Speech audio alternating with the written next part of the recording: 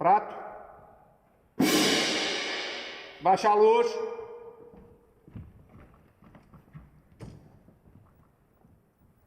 Acende luz. Sou maestro.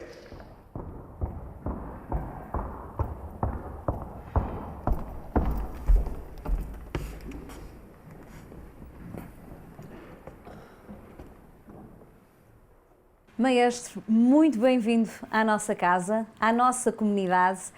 Penso que este concerto é tão especial para nós como é para vocês. Sem dúvida. Um prazer estar na vossa casa, um prazer ter feito um concerto aqui e ser também, de alguma forma, um projeto pioneiro. Vamos ter a oportunidade de ouvir muitos momentos maravilhosos. Eu acho que é quase inevitável começarmos por associar um bocadinho a música ao ano que vivemos todos este ano, em que precisamos tanto de resiliência para acabar 2020 com um sorriso.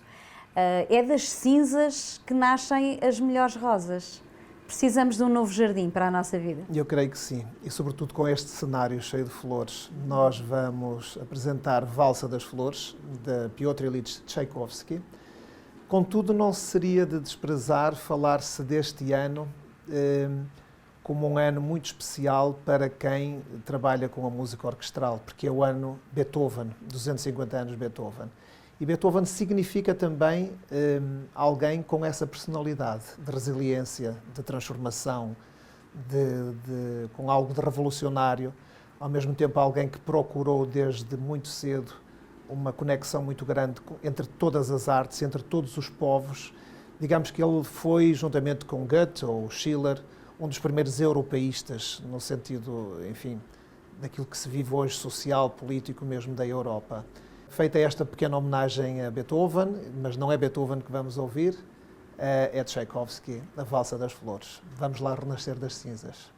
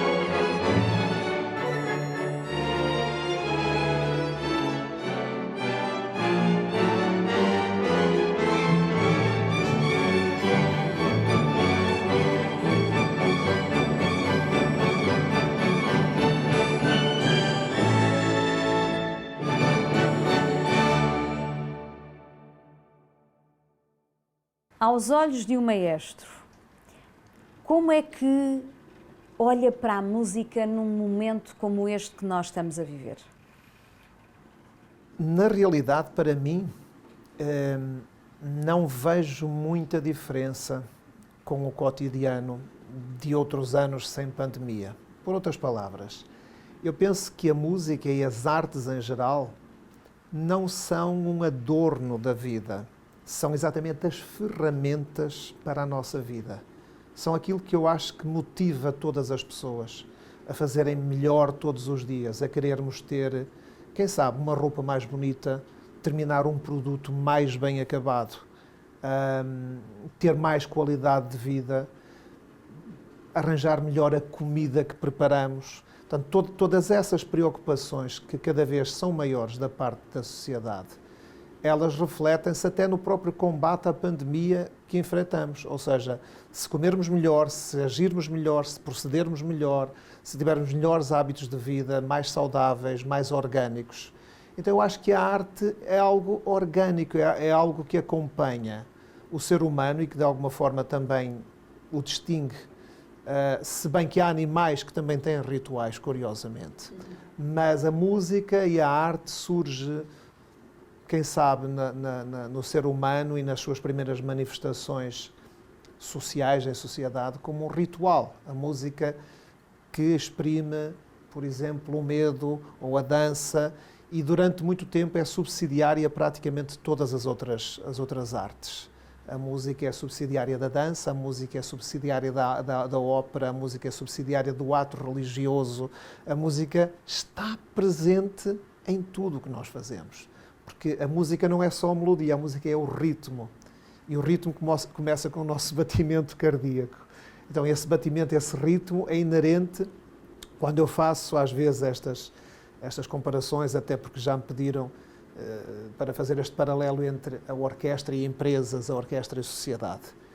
Tudo começa com uma batida de coração, ou seja, cada empresa, o que quer que seja, um hospital, uma escola, não interessa, tem um ritmo, tem uma necessidade, portanto tem um líder, tem alguém que lidera, tem que fazer tudo funcionar em equipa. E a música tem uma coisa tão engraçada e tão particular que até a respiração, nós respiramos ao mesmo tempo, uma das coisas muito raras onde isso acontece, temos que respirar ao mesmo tempo, por exemplo, os instrumentos de sopro para tocar ou os cantores para cantarem num coro, portanto, e o músico, o artista, neste caso em particular os músicos, estão habituados a um rigor e a um treinamento muito forte, muito disciplinar. E por isso mesmo nós, no nosso projeto também social, na nossa orquestra jovem, sentimos que a música e os próprios dados internacionais ligados à escola e ao desenvolvimento, observam que os jovens e as crianças que aprendem música adquirem uma disciplina de trabalho muito mais rápida, conseguem desenvolver raciocínio também muito mais rapidamente ao nível matemático, mesmo de verbalização e tudo mais. Portanto, isto hoje já não é, eu acho que está devidamente comprovado. Veja essas crianças orientais, nomeadamente chineses, japoneses, coreanos, a quem a música ocidental parecia que não dizia nada, não é? E desde há 30, 40 anos construíram os maiores auditórios do planeta, os mais importantes, são eles que estão a ganhar concursos internacionais. Portanto, a música europeia, de alguma forma, a música orquestral, a música instrumental, entrou no cotidiano, entrou na formação dessas crianças e desses jovens. Há pouco falava que tem tido alguma experiência com empresas e, no fundo, fazer alguma comparação entre as orquestras e as empresas. A música que vamos ouvir agora, uma polca de Strauss também, remete-nos para um ambiente que eu acho que até isso hoje nós temos saudades dentro das empresas, os mexericos e as fofocas. Estamos todos muito cansados de estar em casa. Isto é uma realidade, a música leva-nos também para estes ambientes da nossa vida real, certo? Sem dúvida. E depois há aqui um fenómeno muito engraçado, sempre associado à música de Strauss. As pessoas pensam na música dele sempre as valsas. Não, as valsas, as polcas, as quadrilhas, que era tudo música de dança, música de cariz popular, com uma pulsação realmente muito forte, muito intensa. É quase impossível as pessoas não reagirem ao ouvirem esta música, portanto, terem vontade de dançar, terem vontade de abanar o corpo, abanar a cabeça, abanar o pé, bater com o pé, bater palmas, não é? E eu acho que tem a ver exatamente com aquele ritmo que falávamos anteriormente, a nossa necessidade de comunicar, a nossa necessidade de interagir. Eu acredito que mesmo antes do ser humano ter desenvolvido a linguagem, se comunicava, obviamente, por quê? Por sons.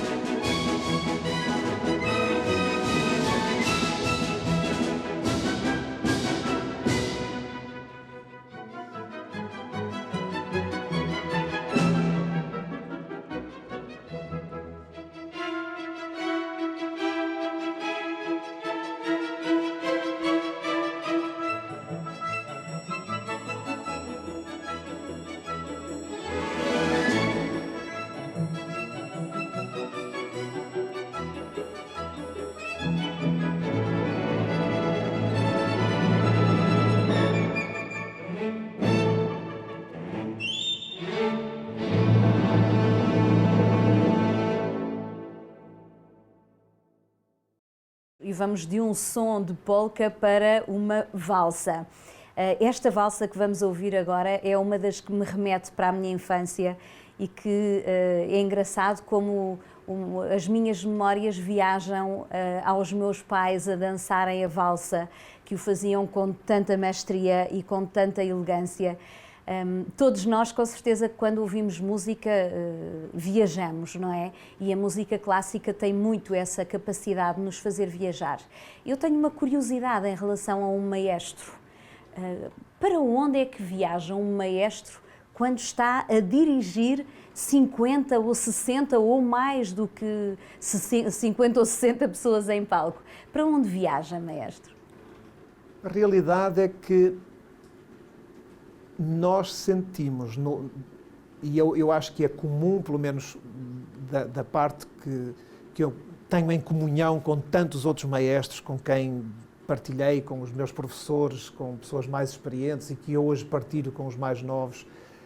É impossível nós, quando estamos a dirigir uma obra, quando a preparamos, que de facto não pensemos numa viagem. Aliás, nós temos que, para as pessoas menos informadas, a música, seja mesmo até a música popular, uma canção, ela tem um guião, ela tem uma história. Podemos remeter, por exemplo, para a tragédia grega ou para a literatura, não é? Que é apresentado primeiro um local, tempo, espaço, onde é que estamos, como num livro, era uma manhã bela, ou os pássaros cantavam, estávamos no dia não sei quantos do mês, portanto, localizamos as pessoas. E as músicas normalmente têm, por exemplo, sobretudo a música instrumental e a música erudita, essa tentativa de estabelecer um cenário nos primeiros acordes, nas primeiras notas que são apresentadas. E depois é quase impossível que não tenha temas. Portanto, a música contemporânea já não vive propriamente de temas, mas esses temas, essa narrativa, tentam, de alguma forma, mostrar caráteres, pessoas, seja um primeiro tema ou um segundo tema, um mais alegre, o outro mais triste, ou mais intrincado, ou mais soturno, não interessa. Portanto, há uma apresentação desses temas e depois há um desenvolvimento, como há um desenvolvimento num livro, não é? Agora vamos, depois de vos apresentar os personagens do livro, qual foi a história? E vem uma história. E normalmente a história tem uma conclusão, não é? Portanto, ela termina de alguma forma. Então, na música acontece isso, são apresentados os temas, são desenvolvidos esses temas, há uma recapitulação na música, normalmente, portanto, isto é a chamada forma sonata. As valsas também têm uma narrativa, normalmente têm uma introdução, como esta valsa do Imperador. Ela pretende ser, ela começa com uma marcha e não com uma valsa, exatamente para dizer, há uma marcha solene, o Imperador vai entrar. E Strauss tinha esse lado muito peculiar, muito engraçado. Ele fazia, por exemplo, a valsa sangue vienense, ou mulheres, vinho e não sei quê, tal, e cada uma delas é pincelada, digamos, com essa atmosfera. Nesta valsa do Imperador, ele faz precisamente uma introdução, uma abertura que não tem o ritmo de valsa, tem um ritmo de uma marcha solene. E depois, claro, aparece a valsa no seu esplendor. São vários conjuntos de pequenas valsas. Não é? A primeira mais calma, mais tranquila, como quem diz, deem lugar ao Imperador e deixem-no ser o primeiro a entrar, a abrir o baile, algo semelhante. Então, quando eu dirijo para responder à questão, eu tenho que fazer a leitura, primeiro, dessa história, dessa narrativa, o que é que o compositor pretende, em primeiro lugar. Tudo é um conjunto de notas, de símbolos, mas não é isso que significa para nós, músicos. Nós temos que entender onde é que nascem os temas, por onde é que eles vão, onde é que cruzam uns com os outros, onde é que aparece. E é evidente que os músicos também entendem isso. A presença do maestro, de alguma forma, e voltando a fazer um paralelo com as empresas, podemos ter excelentes trabalhadores, todos altamente qualificados, mas nenhum vai fazer o trabalho para seu lado, porque pode depois, no fim, não dar um trabalho bem realizado, há um Frankenstein, não é? Então nós temos que ter alguém que de alguma forma coordena e que ao coordenar tem que tentar incorporar as melhores ideias que aparecem no discurso da orquestra, porque numa semana de ensaios em que levamos um conceito em que aquele solo vai ser feito daquela forma e daquela, o solista, seja ele o violino ou a flauta, pode aparecer com uma ideia em palco no ensaio, que é muito superior à minha. Aliás, já dizia Bernstein, e muito bem, quem sou eu para dizer ao primeiro flauta da Filarmónica de Nova Iorque como tocar flauta, porque se ele é um dos melhores do mundo e ganhou aquele lugar, portanto, ele vai saber tocar o seu instrumento muito bem. Eu só tenho é que agora, que aquilo que ele faz, ser muito bem coordenado com o que os outros fazem, para que depois dê uma história muito bem contada. Portanto, essa é a minha preocupação em palco, é que essa coordenação resulte numa história. Por comparação, podemos dizer a mesma coisa relativamente a um realizador. Podemos dar o mesmo guião a 10 realizadores diferentes. E aquele guião vai resultar em 10 filmes diferentes. Então, a interpretação é isso mesmo. Portanto, é o meu filme.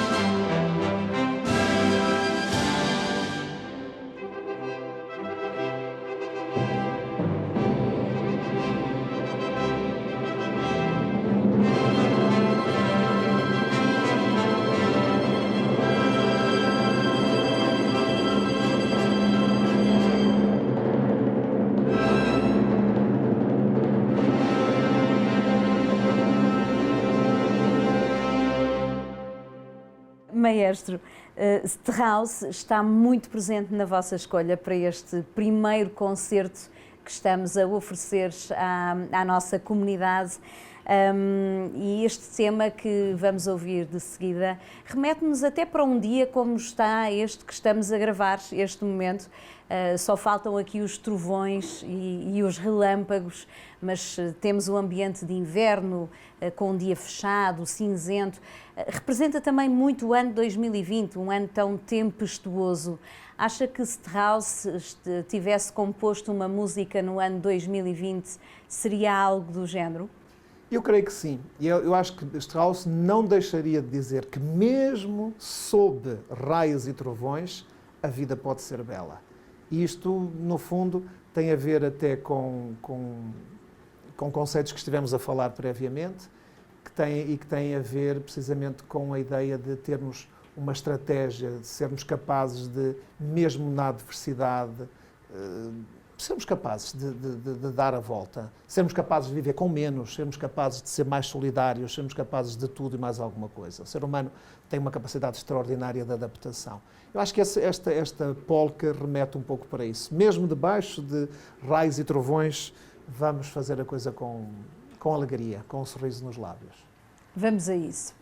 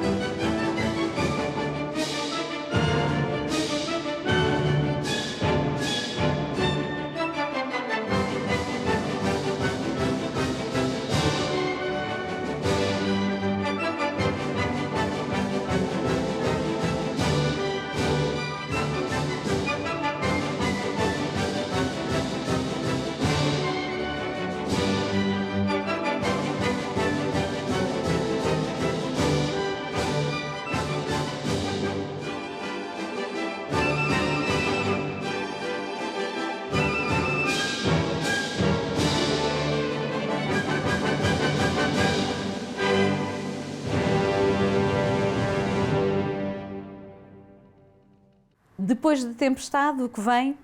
A bonança. Esta belíssima valsa Danúbio Azul remete-nos também para um ambiente muito semelhante ao que estamos hoje, mais campestre, mais rural. O que é que nos descreveria desta valsa Danúbio Azul que possa ser bom de ouvir para quem está a ouvir e a ver o nosso concerto?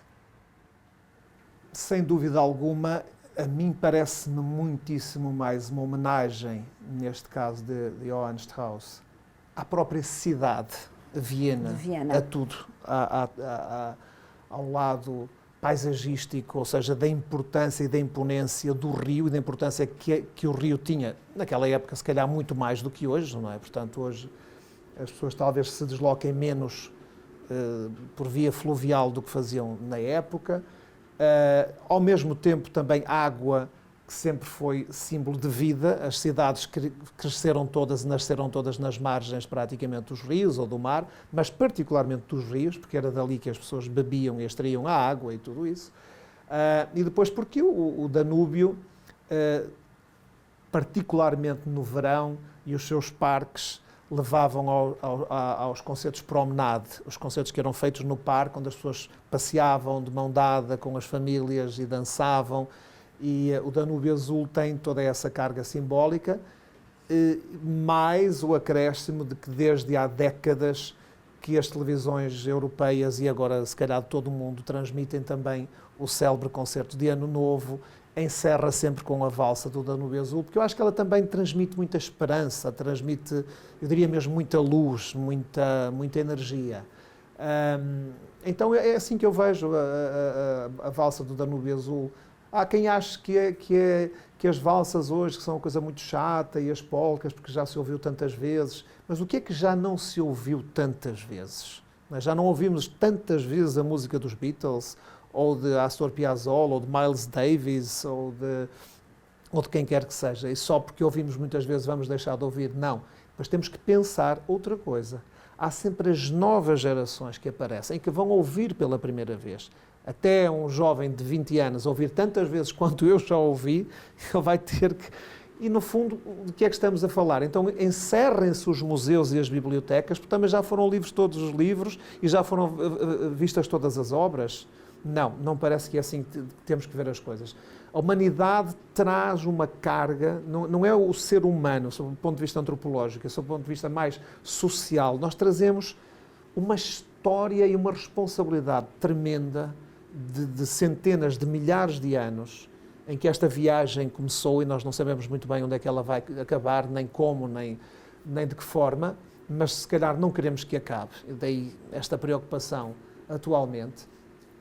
E toda esta arte, tudo isto que mentes brilhantes foram capazes de criar, elas deixaram de ser propriedade, digamos assim, dessa pessoa ou do país ou do local que representa-se, mas passaram a ser património da humanidade. Elas são património de todos nós. Da mesma forma que as grandes obras arquitetónicas do mundo, é inconcebível para nós, se ouvirmos dizer que foi bombardeado não sei o que na China ou que foi destruído, sentimos aquilo como uma agressão a nós próprios, a tudo o que foi, portanto, a história da sociedade, com o bem e com o mal, que sempre esteve adjacente à nossa história. Mas a nossa tentativa é que seja sempre para melhor. Portanto, aqui não é por acaso que trouxemos este concerto com estas obras, porque estamos na quadra e na época, precisamente, das festas, Natal, Ano Novo, e, portanto, o Strauss está presente, de facto, Cristina.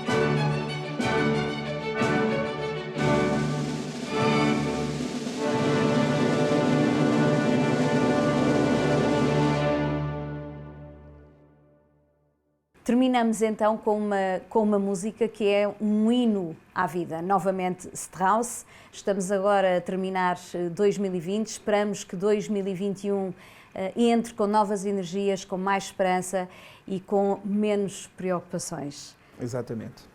Ohne Sorgen é o título. Enfim, numa tradução assim mais ou menos livre, daria sem preocupações. Vamos tentar que seja com menos preocupações. Há sinais de esperança, por isso vamos ficar com essa polca.